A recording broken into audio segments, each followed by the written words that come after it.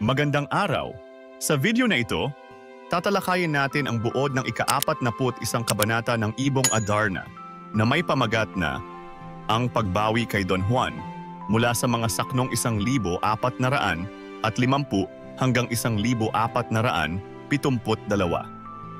Pag-aaralan din natin ang mga mahahalagang pangyayari, tauhan, tagpuan, talasalitaan at aral, mensahe o implikasyon na matatagpuan sa kabanatang ito. Simulan na natin. Sinalubong ng tugtugan ang pagdating ni Maria Blanca na nagkukunwaring emperatrice. Hininto ng maikling panahon ang kasalan upang parangalan ang pagdating ng isang espesyal na bisita. Labis na pighati ang nararamdaman ni Maria Blanca dahil nakita niya si Don Juan na lubos na nakatutok kay Doña Leonora. Inamin ni Maria Blanca ang kaniyang tunay na layunin sa pagdalo sa kasalan. Ipinahayag niya na may isang laro siyang inihanda bilang kaniyang regalo para sa ikakasal. Minarapat naman ng hari ang handog na iyon. Humiling siya ng isang prasko na may lamang tubig mula sa kaniyang singsing na gawa sa diamante. Marami ang nagulat nang bigla na lamang may sumulpot na prasko na may nakalagay na 2 munting ita. Dumako naman tayo sa mga mahahalagang pangyayari. Dumating si Maria Blanca sa kasalan na nagkukunwaring emperatrice. Sinalubong ng tugtugan ang kanyang pagdating. Pansamantalang ipinahinto ang kasalan upang parangalan ang espesyal na bisita. Napagmasdan ni Maria Blanca si Don Juan na nakatuon kay Doña Leonora, dahilan upang siya ay labis na masaktan.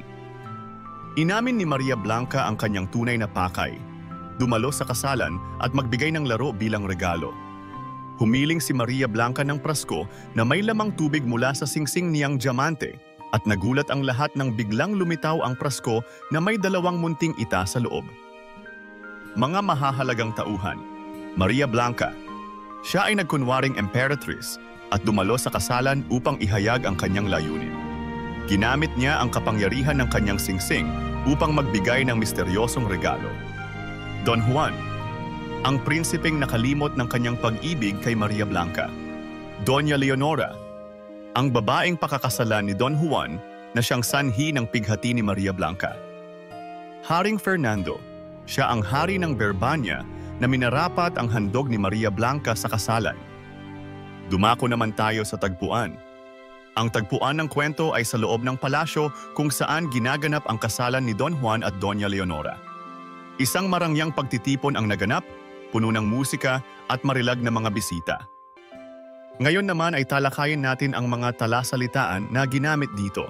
Marilag, nakakaakit, maganda, kahanga-hanga, nakasilid, nakalagay o nakatago sa loob, namasid, napansin o nakita, pakay, layunin o hangarin, prasko, sisidlan, pagsungaw, biglang paglitaw o paglabas, sawimpalad, minalas o hindi pinalad, tumalatag, nakaayos ng sunod-sunod o nakahanay. At ngayon ay alamin naman natin ang mga aral o mensahe ng kwento. Minsan, ang tao ay gagawa ng paraan upang ipaglaban ang kanyang nararamdaman kahit alam niyang nasa harap siya ng masakit na sitwasyon, tulad ng pagdalo ni Maria Blanca sa kasalan upang ipahayag ang kanyang damdamin at layunin.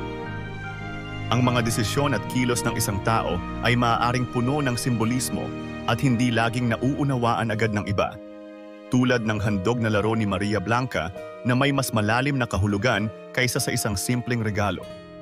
At diyan nagtatapos ang ika-41 kabanata ng Ibong Adarna, Ang Pagbawi kay Don Juan. Ano ang natutunan mo sa kabanatang ito? I-comment mo na ang iyong sagot.